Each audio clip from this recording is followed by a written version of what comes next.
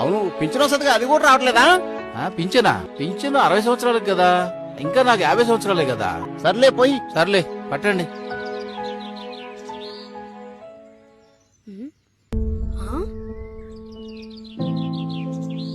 తాతయ్య ఒకసారి చూడు. ఏంట్రా నాకు చూపిస్తున్నావు? ఒకసారి చదువు తాతయ్య. నాకెందుకు ఇస్తున్నావురా? నాకు చదువు రాదు కదా. సరే నేనే చదువుతా విను. చదువు. 50 ఏళ్లకే బీసీలకు పెన్షన్ నెలకు 4000 రూపాయలు. చంద్రబాబు గారు గెలిస్తే తాతయ్య.